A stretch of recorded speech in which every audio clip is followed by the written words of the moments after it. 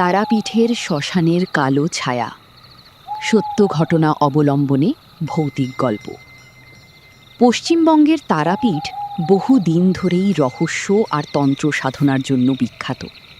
দিনের বেলা এখানে হাজার মানুষের ভিড় থাকলেও রাত নামলেই শ্মশানঘাটের চারপাশে নেমে আসে অদ্ভুত নীরবতা।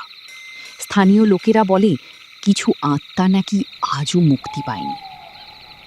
এই ঘটনাটা ঘটে 2019 সালের কালী পুজোর আগের রাতে।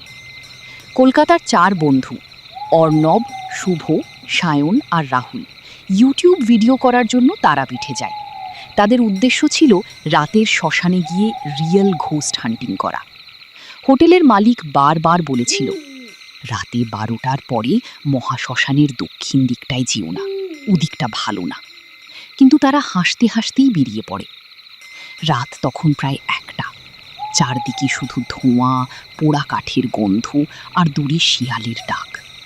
মোবাইলের টর্চ জ্বালিয়ে তারা শ্মশানের ভিতর ঢুকছিল। হঠাৎ শুভ বলে উঠল, তোরা শুনলি কেউ কাঁদছে না? সবাই থেমে গেল। দূরে একটা ভাঙা চিতার পাশে সাদা কাপড় পরা এক মহিলা বসেছিল, মাথা নিচু, লম্বা চুল মাটিতে পড়ে আছে। অর্ণব সাহস করে চিৎকার করে বলল, কি ওখানে? মহিলাটা ধীরে ধীরে মাথা তুলল। তার চোখ দুটো পুরো কালো। মুহূর্তের মধ্যে সায়নের মোবাইল বন্ধ হয়ে যায়। বাতাস হঠাৎ বরফের মতো ঠান্ডা হয়ে ওঠে। রাহুল ভয়ে কাঁপতে কাঁপতে বলে, চল পালাই। ঠিক তখনই তারা শুনতে পেল কারো ফিস ফিস শব্দ। এখানে কেন এসেছো? চারপাশে কেউ নেই, কিন্তু শব্দটা যেন কানের পাশেই। হঠাৎ শুভ চিৎকার করে মাটিতে পড়ে যায়। তার গলায় কালো আঙুলের দাগ ফুটে উঠেছিল, যেন কেউ শক্ত করে চেপে ধরেছিল। অর্ণব আর রাহুল শুভকে টেনে নিয়ে দৌড় দেয়। পিছনে তাকাতেই তারা দেখে সেই মহিলা দাঁড়িয়ে আছে, কিন্তু এবার তার পা উল্টো দিকে ঘোরানো। দৌড়াতে দৌড়াতে তারা মন্দিরের কাছে পৌঁছে অজ্ঞান হয়ে যায়।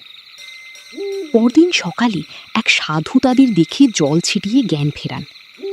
সব শুনে বৃদ্ধ সাধু চুপ করে বলেন, তোরা যাকে দেখেছিস ও মানুষ না। বহু বছর আগে এক তান্ত্রিক সাধনার সময় এক মহিলার মৃত্যু হয়েছিল ওই শ্মশানে। তারপর থেকে মাঝরাতে ওকে দেখা যায়। সবচেয়ে ভয়ের ব্যাপার হলো, সেদিন রাতের ভিডিও ফুটেজে শুধু 3 জনকে দেখা গিয়েছিল, কিন্তু তারা তো ছিল 4 জন। শুভ কোথায় গেল? আজও নাকি তার কোনো খোঁজ মেলেনি। আর যারা সেই ভিডিও দেখেছিল তাদের অনেকেই দাবি করেছে, ভিডিওর শেষ কয়েক সেকেন্ডে অন্ধকারের মধ্যে দুটো কালো চোখ জ্বলতে দেখা যায়।